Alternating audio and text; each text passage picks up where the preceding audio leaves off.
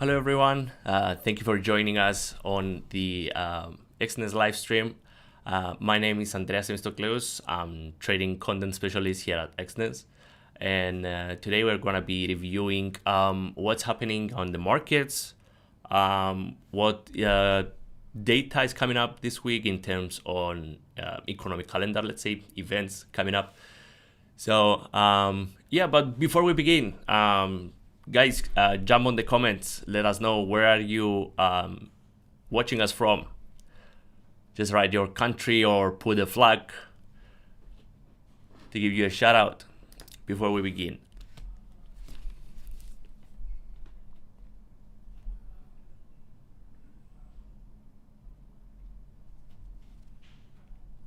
That's from.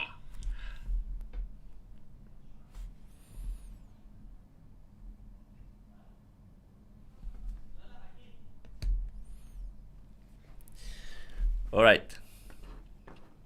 Okay, so I'm gonna be using some external websites to get some data, but you can always find that on your Exness accounts.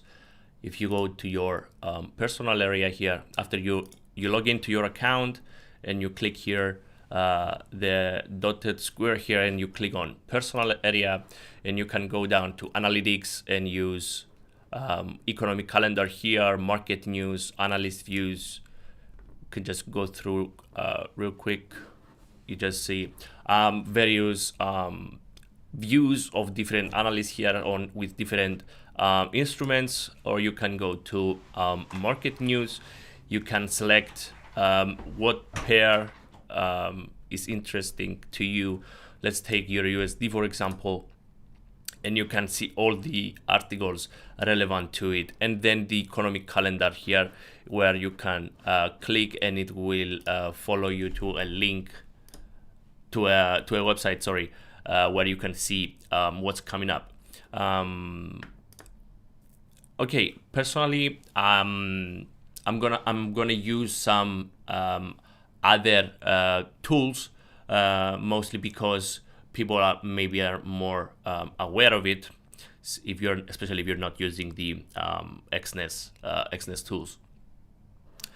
Okay, so first one is trading economics. I find this calendar to be user friendly, if I can say that. I'm not associated with TradingView in any way. I'm not promoting their tools or platforms or whatever. I just find it easy to use. And also, before we begin, I want to stress that anything that we will say today, it's my personal views. It is not Exness view. Is not associated with the company in any way, shape, or form. It's just my personal opinions. Is how I like to do my trading, how I analyze the markets, and how I use the information that I'm going to show you to form a trading strategy. All right. So what I like to do first is I like to go through the economic calendar to see what's coming up this week, what news are there, what is happening around the world in terms of economic data, and what major events are happening this week that might affect my trading. For example, this week we have the most important tool or data set of data, which is the US job report, the NFP, and the unemployment. This tends to be a major influence to the markets, basically because it directly affects the USD and all the pairs and instruments traded against it. Okay, so let's go through what's happening this week. Today we have, early in the morning, we had the NBS manufacturing, which is the Chinese manufacturing data. That's for the month of September, right? The previous one was 49.4. It was expected to go up to 49.7, and it came out at 49.8. It beat expectations, yes, But what's important here, in any manufacturing data, when it comes to PMI, you want to see if the figure comes out above the 50 point mark. For example, let me show you. The 50 basis is the how you call it, the important threshold that it needs to go above. If it's above 50, it means that the specific sector, in this case the Chinese manufacturing sector, is expanding. If it was above 50 basis point, if it's below 50, that means that it's not performing that well. Probably it's not growing. We have some stagnation levels, and you can see here since April, the manufacturing in China has been below the 50 basis point. That means that manufacturing might not be performing that well, and one reason of it, one can argue, is that April was the month that we had the tariffs imposed. So that directly affected the Chinese production lines. So that's why, not 100%, but one major factor affecting that might be tariffs. You see before April, with an exception in January, which mostly is not a very accurate month to measure manufacturing sector, is it was above 50. That means that production in China manufacturing was performing quite well. Then tariffs hit, and then you see the result. I mean, the image speaks for itself. So why is China's manufacturing sector important? Because China is the number one consumer of oil in the world. That means if manufacturing is not doing well, so production is not doing well, therefore demand for oil is not doing well, and therefore putting pressure on the price of crude oil, since China is the number one manufacturing country in the world. Okay, so that's one way to read manufacturing or services PMI charts, and this applies for all countries, right? Not just China. So you can have U.S. manufacturing, you can have, we will see here, you have U.S. manufacturing, you have Chinese manufacturing. It applies to whatever country. I mean, the logic behind it is the same. Okay. Also today, earlier in the morning, we had the Reserve Bank of Australia's interest rate decision. It was expected to remain on 3.6, came out at 3.6, no surprise there, no significant moves happening in the market. So that's that. It met expectation, so nothing too crazy there. Also, we have later today the German inflation rate. Why is that important? Because German economy is the biggest economy in Europe. So any economic data coming from Germany, to some extent, influences the European one. So we have today the German inflation, and tomorrow we have the European inflation. Okay, so if we see any major shift on what's expected from Germany today, let's say the expectation is to go from 2.2 to 2.3. That's just a small change, right? So if we see any significant move, let's say it comes out at 3%, which is highly unlikely, but still can happen. Then it means that the European inflation might also get affected. So let's say today we see a 3% on German inflation. That means that the European inflation might be expected to go higher than what's expected. That's on what's already expected, right? So German inflation directly affects European inflation, which in turn affects the euro, right? And in turn, all euro currencies. US job openings, yes, it's important, not that great because it comes out the same way as the actual US job report, but it still gives an early sign of what might be the expectations for the unemployment rate on Friday. Okay, so tomorrow we have the European inflation rate, as we mentioned earlier. By the way, this is flash data for September. This is preliminary for September. What that means is that they're not the final figures on inflation. It's just preliminary flash. It's early signs on what the final figure might be. So I think these are even more important than the actual final figures, because here we get the first impressions on what might be following. Whereas by the time we reach the final figure, we already kind of know what's happening, and it's already priced in the price. So preliminary or flash data or first estimate when it comes to GDP is, personally, I think it's more important than the final, because by the time you get to the final, you already get an idea of what's happening, and the market is already pricing in something else, so it's kind of lagging. Okay. European inflation expected to go up to 2.2%. Usually when inflation goes up, that means that the currency is finding some support, because then it affects the dovishness or hawkishness of the central banks. Dovish and hawkish, for those of you who are not aware, is when the central banks want to increase their interest rates or decrease. So when they want to increase, it's more of a hawkish stance, like a hawk. And when they want to cut interest rates and make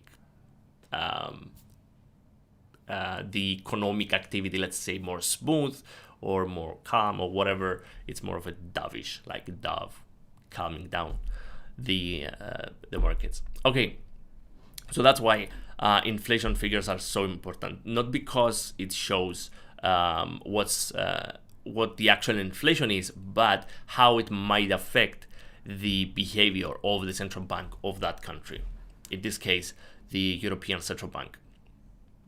Okay, US manufacturing PMI, same as Chinese here, is expected to go to 49. You see, again, let's check on what's happening with manufacturing here. Is expected to go to 49, again below the 50 basis points. You see here, the American manufacturing sector is not performing as well as the Chinese one. I mean, if we see, let me go back here. If we check on the Chinese manufacturing, it used to be above 50 for quite some time, and even if we go back, you see it was above 50 for many months. When it comes to the US manufacturing, you see it tends to stay below 50. Manufacturing sector is not that strong in the US compared to China, but services PMI, their service sector, is holding above 50. So what that shows us is that the US economy is more dependent on their service sector rather than their production sector. Okay, moving on. Thursday we have nothing too major. Important data, yes, but maybe not that much market moving. We have the balance of trade, Australian balance of trade, going from 7.3 billion down to 6.5. That's Australian dollars, not US dollars. It's expected to go down, yes, but it's for the month of August, so probably it's already priced in. Maybe we can check on some Aussie dollar pairs later on when we're going to check on the charts. But yeah, not that important. Consumer confidence from Japan, okay, slightly 0.3, but again, it's consumer confidence is for Japan, not that much influence on the yen.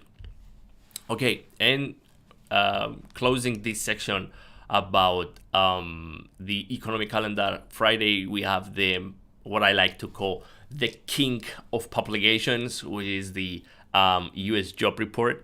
It's a job report. It's combining the NFP and the unemployment together.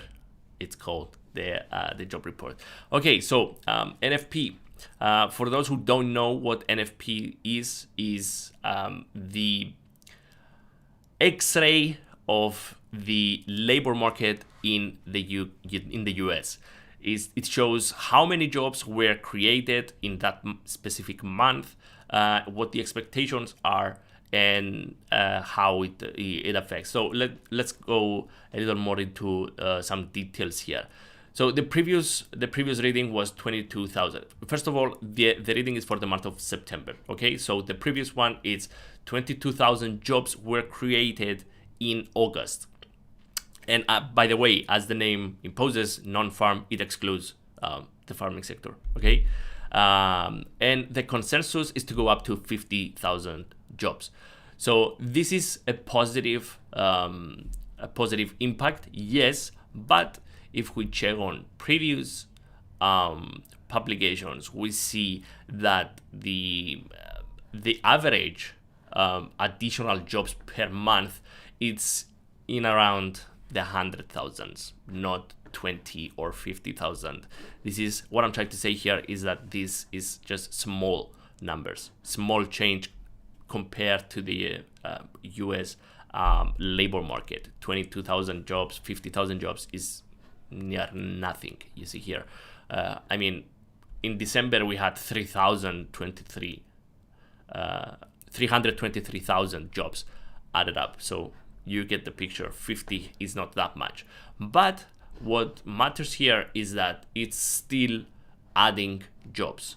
If we see here in June, we had negative. So June was not a great month to be trading the US dollar.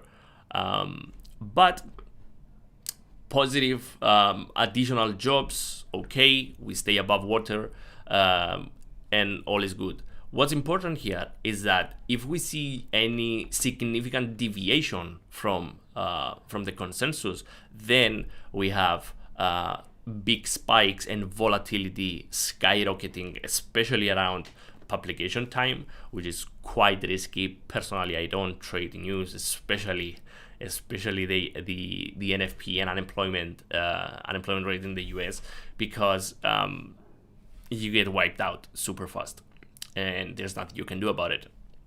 I mean, apart from hedging, there's nothing much you can do once you get caught up in a bad trade around the NFP. Okay, unemployment is expected to remain stable at 4.3%. It's not good, it's not bad. You see 4.3, it's the highest it's been in the past ever, probably. No, just kidding. It's just 5 years. So 4.3, the highest value in 5 years. So unemployment is not looking great. It's not expected to go down. So this is the total image here of the job report is rather bearish, especially if unemployment remains high. But it all comes down to the actual publication. How many more jobs were created in September, and how the Fed reacts to that. I'm gonna explain what I mean. Let's just finish with the calendar. And last, we have the U.S. services PMI coming up. Slight decrease, 0.2 points. That's practically nothing. But the important thing is that it expected to remain above the 50 basis points. As we mentioned earlier, services sector in the States is quite efficient, staying above 50. That means that it keeps expanding. Okay, so before we go on to some charts, let's check if we have any questions in the chat. Gold, crude oil. Okay, we will be checking those instruments later on.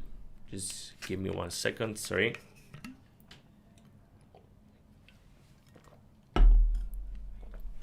Okay, now why another reason why the U.S. labor job report, sorry, is important is because it greatly affects the probabilities on the Fed's probability of cutting or hiking rates. You can find this data in CME Group. Excuse me. Again, not affiliated with them in any way. I just find it a very simple website to use, and the data that you get out of it is invaluable. Okay. So what's this tool? What are we looking at? Here we see what are the probabilities of the Fed cutting or increasing rates on their upcoming meetings. Sorry. So we see here October's meeting, December's meeting, blah blah blah, da da da da, until 2027. All right. So what's coming up? The October's meeting, the probabilities are 89% that it will go to 375 to 4. Currently, it's 4 to 4.25. So what we see here is that in October's meeting, the majority is expecting that the Fed will proceed with a single cut and go to 3.75. And moving into December, currently the probabilities are around 70% that they will proceed with another rate cut. So if we see here, going back to the calendar, if we see here that the labor market in general is not performing that well, or is overperforming, exceeding expectations or whatever, then these probabilities shift, and they shift fast. This change by the day, by the way. You see, yesterday was 87. 1 week ago it was 91%, and a month ago it was 48%. So these changes by the day, if not by the minute. So what happens on the calendar affects the what happens with the probabilities of the Fed, and then that affects what's happening on the markets. Okay, so let me quickly.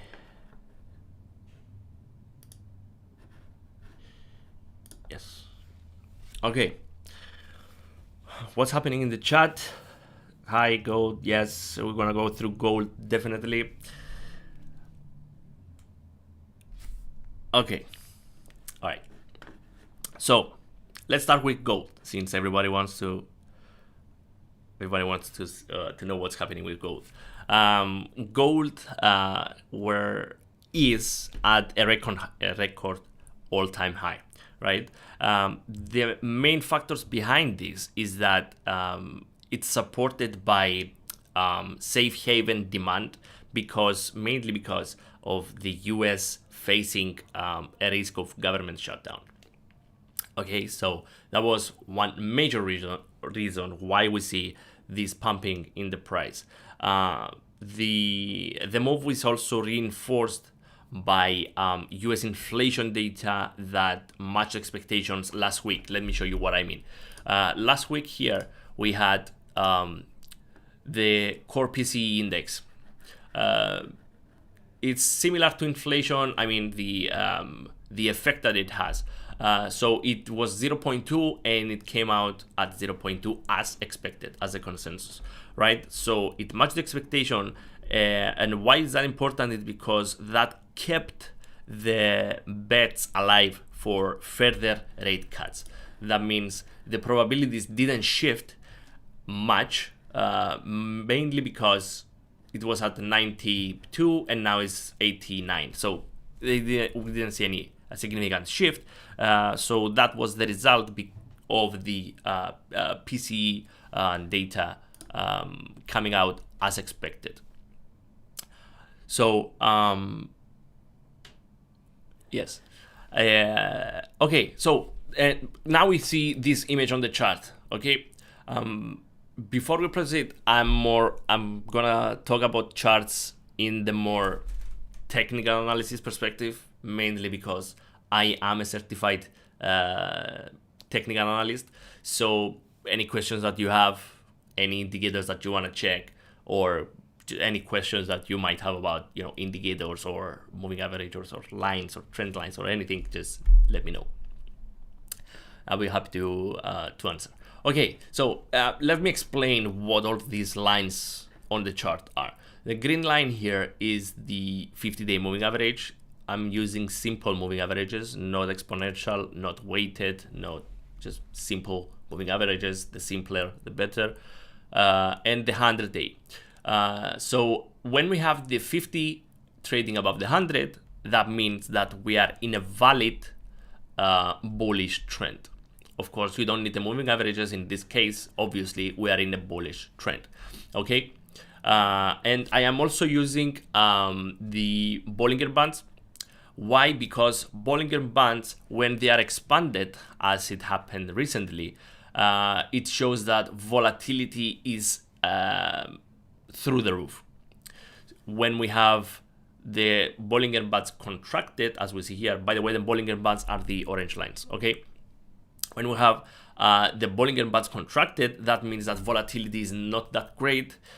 We don't have liquidity in the market, and we see sideways movement. As we saw here in mid-July, the Bollinger Bands were contracted like quite massively. So we see this sideways movement on the chart here.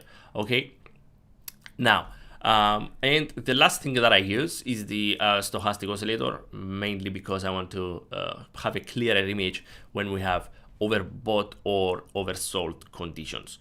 Okay, so in this case, because gold is not your traditional instrument like forex pair or crude oil or anything, we can see prolonged periods or long periods of overbought conditions, right? So the longer it stays in overbought, the more invalid the oscillator becomes. Okay, so in this case, usually when we see extreme overbought levels on the stochastic on any instruments other than gold, we might expect that we might see some bearish correction happening anytime soon.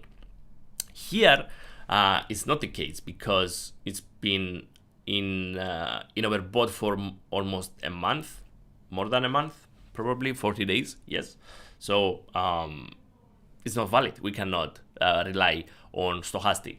So what happens with gold for this week? Currently, let me zoom a little bit here. Currently, it's testing the resistance of the upper band of the Bollinger Band, and that's not a very good point in time you want to be trading gold. Why? Because it's not very wise to jump on a trade, on a long trade, when it's in all-time highs. It just don't make sense. So what I personally would like to see before I initiate any long trade is that I want to see some retracement at least. Could the price continue moving up? Of course. Could I be missing out of this extra bullish trend? Sure.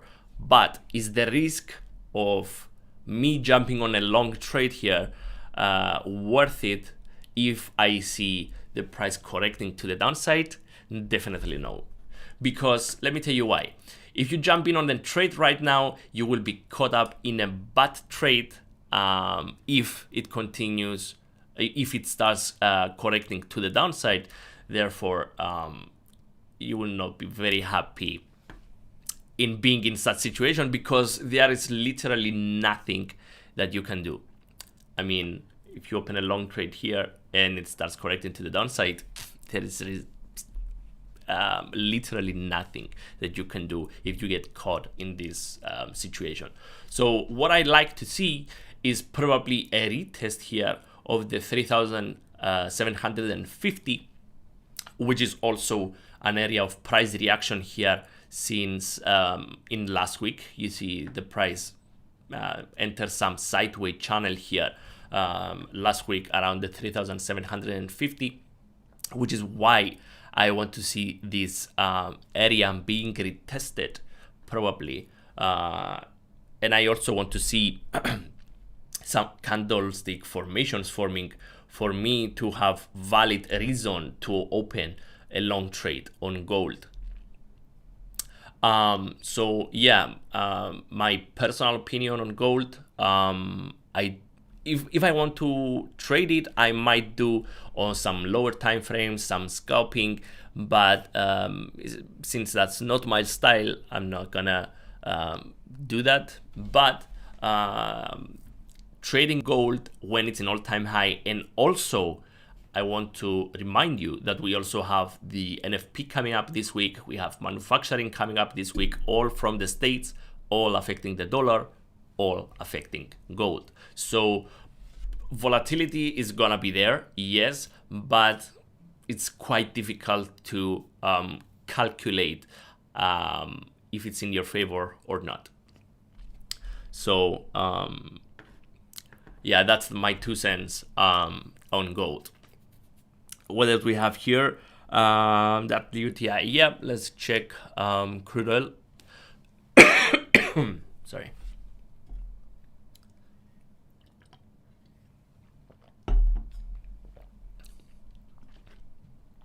Okay, more lines on crude oil. Let me explain. It's the same concept. Green line is the 50, 100-day is the blue, and the orange lines are the Bollinger Bands. And you see here the red lines are a channel formation. The area of 62 is the very strong technical support area on the chart here.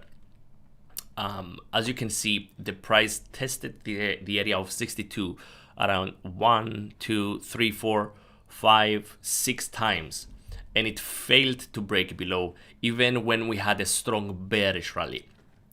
Okay, so this candlestick here, the doji as it's called, tells me that the area of 62 is very, very strong support, and also the price might face some extreme difficulty crossing below.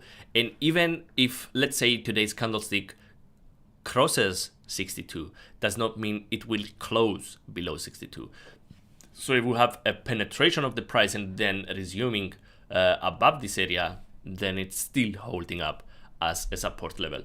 So the sideways channel for the time being, I think it's still strong. It only remains to see what will happen when it goes to 62 again and retest this area. This time we also have the lower band of the Bollinger Band supporting the area of 62 and the lower boundary of the channel. So again, I am expecting the area of 62 to hold strong. Also, the stochastic is on the move to cross below the extreme oversold levels, and that will happen if the price continues going down around 62. So when that happens, we will have a combination of different indicators showing that the price has reached a very strong support level. We will have the oversold stochastic, the lower band of the Bollinger Bands, and also the lower boundary of the channel. So for the time being, I am waiting for the crude oil to probably retest the area of 62 and then open some long trades myself. Personal opinion, again, not investment advice. That's what I am planning to do. But again, if I see the price moving further below the 62, then that's when cautiousness is massively advised, because if it goes below 62, we might be one of two scenarios. It might either correct back to the boundaries of the channel, or then that means that something's happening around the world that is affecting the price of crude oil. I don't know if you guys seen the flotilla traveling in the Mediterranean Sea, heading towards Gaza to offer humanitarian help. We've seen some drone interventions. Nobody knows who sent it. I'm gonna leave it there.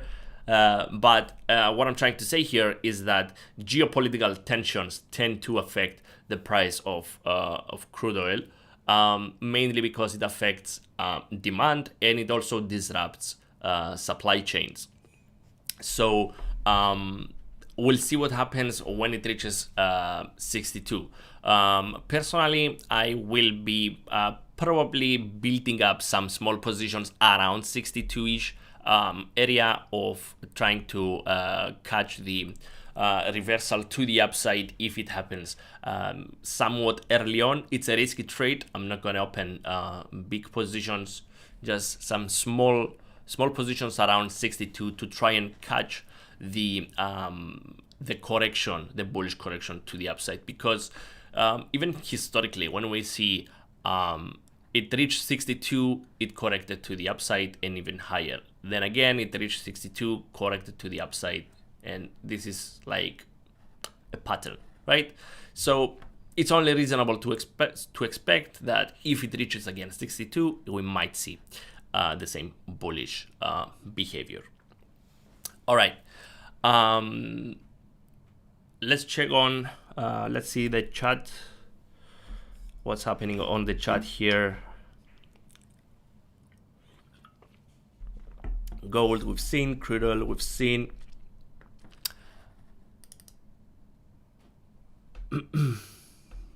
Pound yen. All right, pound yen. I have it open here. Let's see what's happening on pound yen.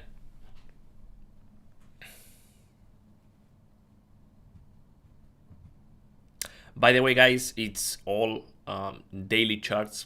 All right, so I'm not in the business of smaller time frames because I want to see the bigger picture.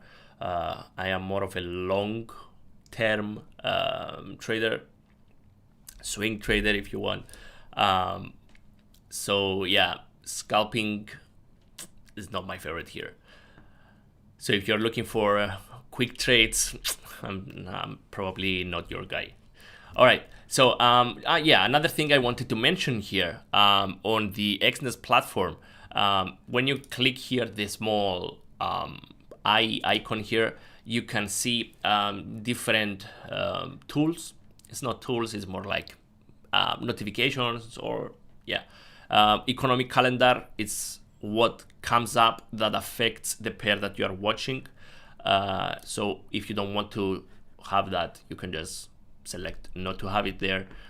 If you have open positions, you can see them. Otherwise, you can just close this and it will just be a small dot on your chart. Price alert, signals, high margin periods. High margin periods is quite important when you're trading, especially for when you are scalping. It will eat into your profits or gains, or however you want to call it.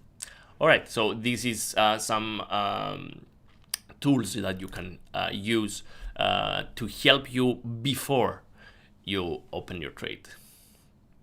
I mean, it's important to see, especially economic calendar, what's happening that might affect your trade. Okay, pound yen. We've seen here that, let me switch a little bit here.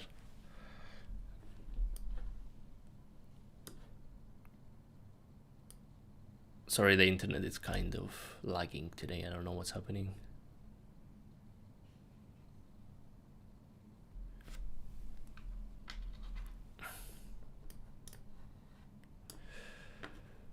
Okay, let me refresh. See if that sorts it out.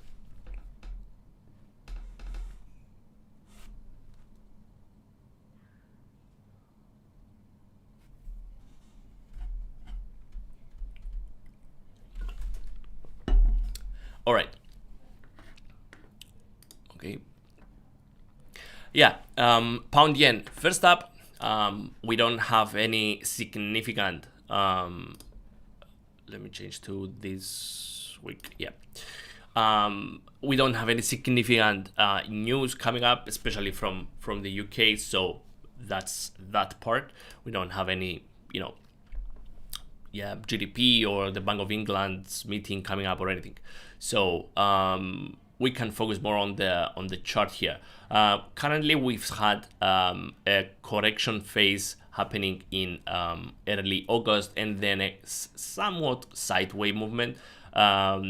What's important is that whenever the price touched the 50-day moving average, we've had correction, minor correction phases coming up. So it touched the 50-day, it went up, it went again, retest, it went up, and then slightly, probably intraday touch here, then went up, and it's currently testing the lower band of the Bollinger Bands in combination with the 50-day moving average. So in these cases, I am using Fibonacci retracement for the last major swings to try and find any support or resistance or even entry levels to open some trades. Currently, we see that the 38.2% of the Fibonacci retracement is also supporting the area of 199. Which is a very strong technical support because it is also an area between the two moving averages. When the price is trading in between the moving averages, that's called then dynamic support. It's the area between the two moving averages. So currently, the price of pound yen is trading at a very important technical support level. It's combined of the Fibonacci, the Bollinger Bands, the 50-day moving average, and the dynamic area between the two moving averages. The stochastic is also near the extreme oversold levels. So from the technical perspective, everything tells me that we might see a correction to the upside. This is also supported by the fact that in late August, early September, the price also found sufficient support on the Fibonacci line here on 38.2 and corrected to the upside. So everything points to a bullish correction. Now, whether that will happen this exact point in time or it might take a few more days, nobody can say for sure. But from the technical perspective, that's what I see. I see a major technical support and also an area of price reaction in late August. So everything points to a bullish correction. Then again, we just see 2 days of correction momentum, bearish momentum. Even historically, we've seen short periods of bearish corrections before we see any bullish action. Even here, when we had the big moves, it was only 3 days. 3 days of bearish action and then correction to the upside. 2 days of bearish correction and then to the upside. 2 days, 1 day. So yeah, you get the pattern, what's happening. Okay, what else? What's your input for simple average? You mean simple moving average? I already mentioned I always use simple moving averages. It's the simplest form that you can get. You don't need all the extra parameters of other moving averages like exponential or weighted or recent days weighing more than previous days, blah blah blah. You just need simple data. The simplest you keep your strategy, the more easy it is to apply it, and the more easy it is to use it in the longer term. If you keep it simple, there's no need to change and tweak a little bit of this or a little bit of that. Okay, so yeah, that's my input on moving averages. Okay, let's go quickly. Pound USD, I have it here somewhere. Yeah. Okay. Pound USD. Again, same principles, guys. All my let me change here. Why is it in minute? Anyway, all my charts are pretty clear. Just two moving averages, Bollinger Bands for volatility, and stochastic for overbought or oversold. This very simple setup that I like to use. Okay, pound dollar. Again, dollar is gonna be very volatile this week. So any move, any trade that you're gonna take it with a big amount of caution, right?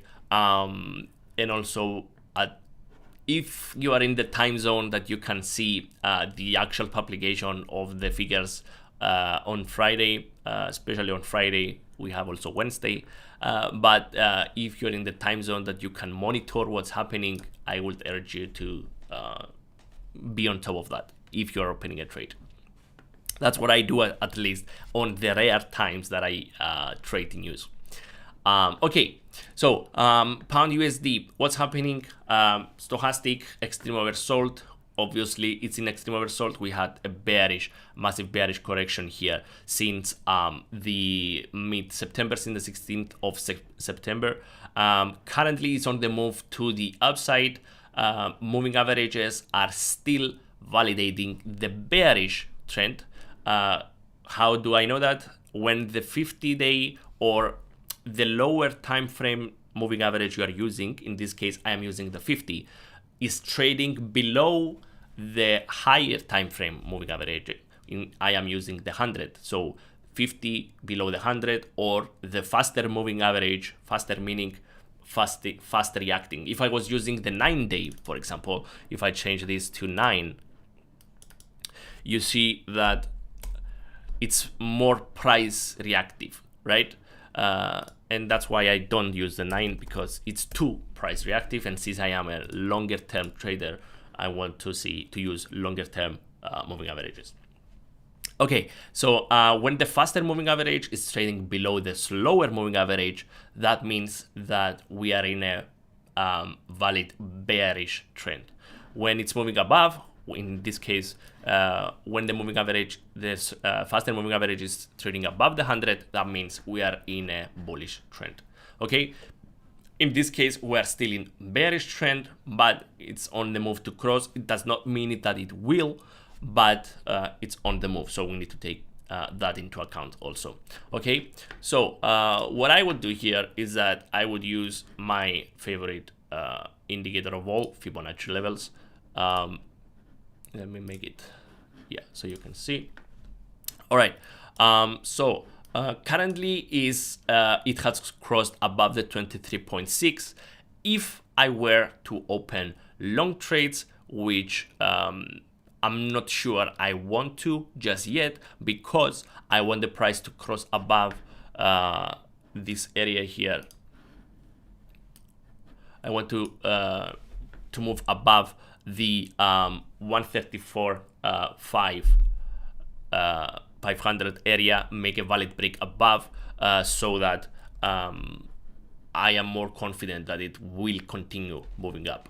Ideally, I want to cross above. I wanted to cross above 1.34800, which is the 38.2 of the Fibonacci, and then probably open some long trades with the first target being the 50% and then the 61.8.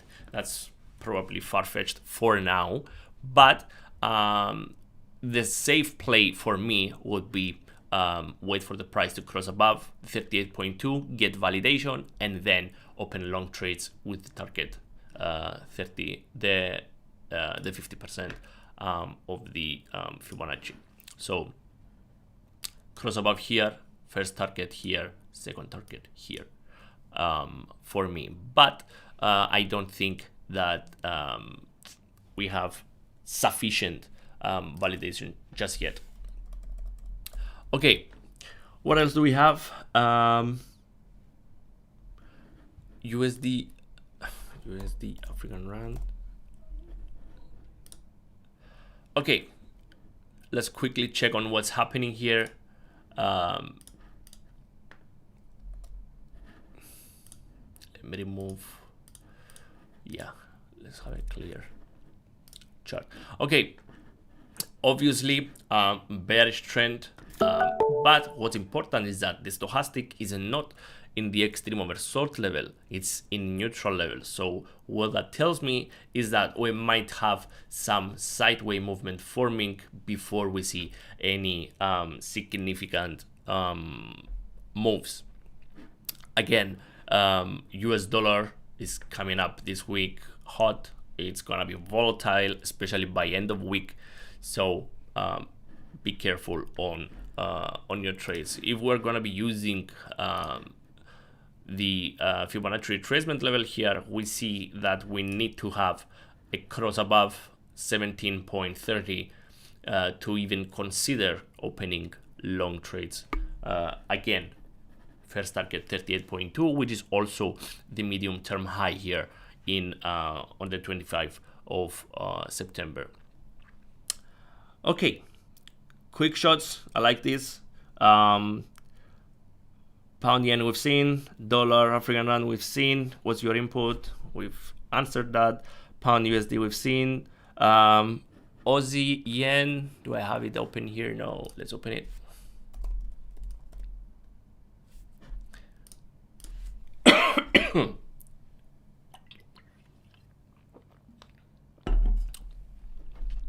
All right, let me clear this one real fast. Okay.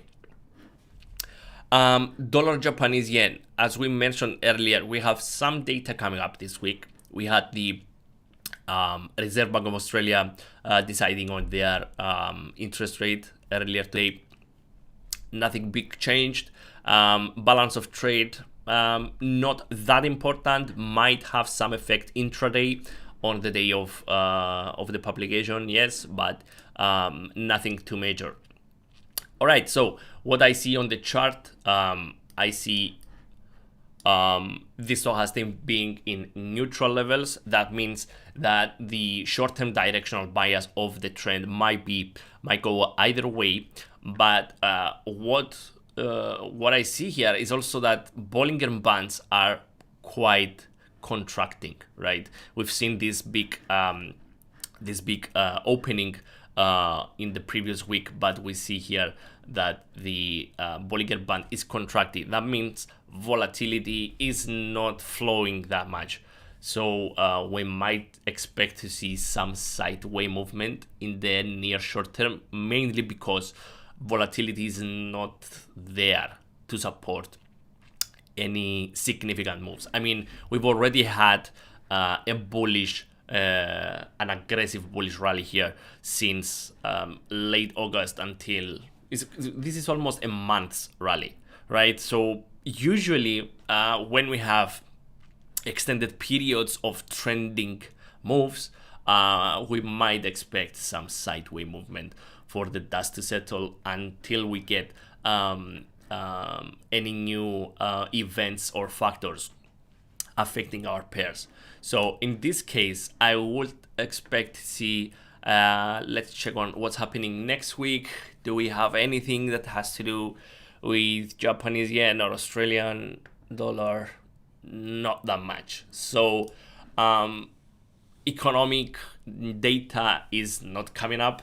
Volatility is not significant. So stochastic is in neutral levels, so we don't have any, extreme levels overbought or oversold. So I don't see anything interesting interesting in terms of trading, at least for swing. Because if you see here, even on the bullish rally, we had multiple days of not big moves. I mean, doji candles, hammers, some. So even on the bullish trend, we had some muted days, right? Yes, we had intraday volumes. We have big wicks here. But in terms of actual progression of the price, we didn't have that. So it's only reasonable to expect some sideway movement here. Okay. Pound Swiss franc, let's check that.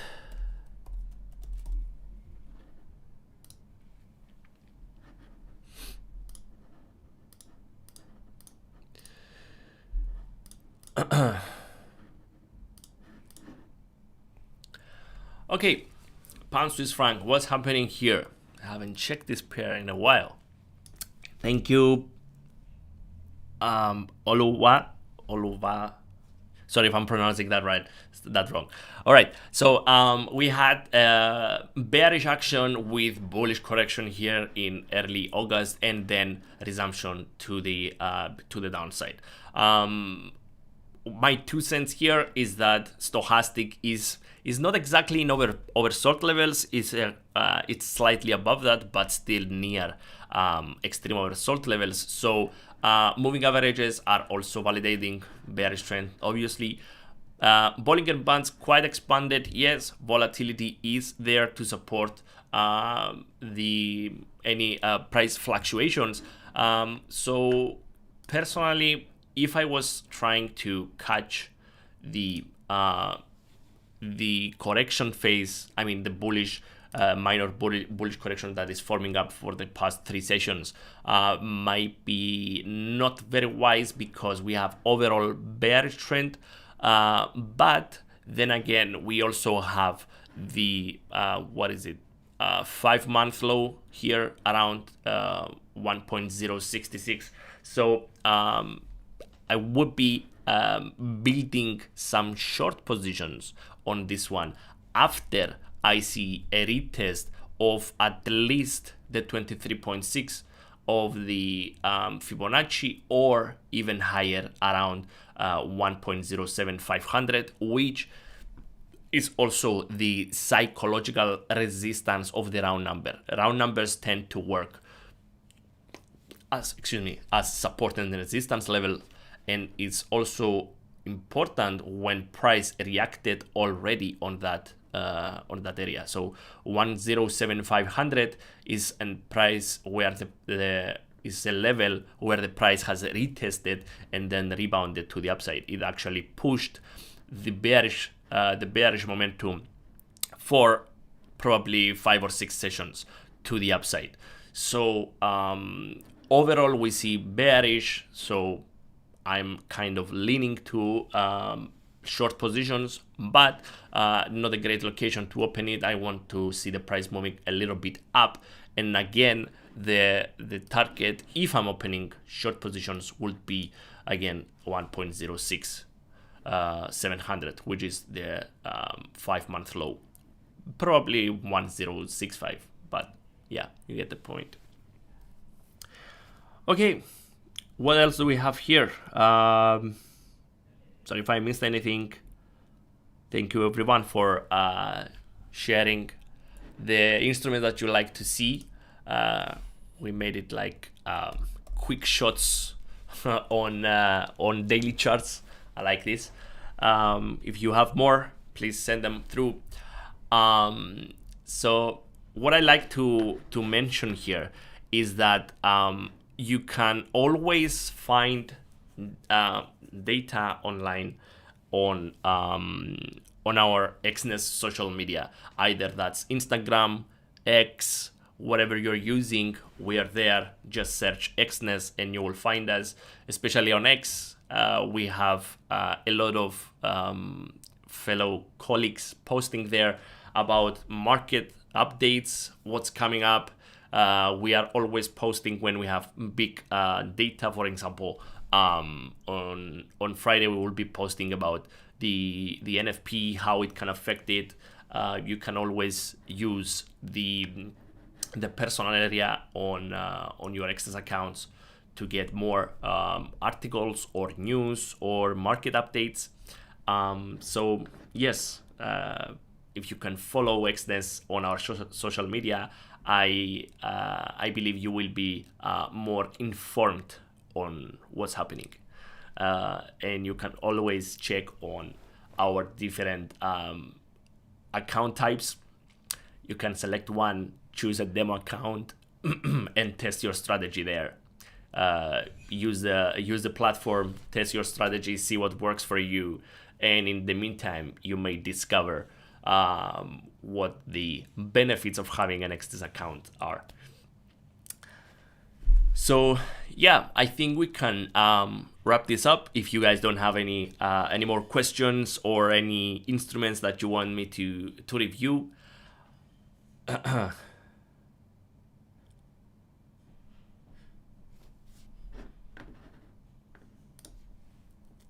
no questions. I don't see anything new coming up. All right, so thank you everyone for joining us. We will be doing this live stream again next week, same time. In the meantime, you can watch our videos on YouTube, especially our market outlooks, quite successful, I would say. We have performance results there. You can find it out on yourself. Just watch our videos. We have our weekly podcast, which gives more insights or more details on various trading topics that you can watch. You can learn. You can always post your questions in the comments under the videos, and we will get back to you. Hit the follow button. Like our stream, subscribe to our channel, and keep updated with Exness. Thank you everyone for joining us, and we will see you all next week.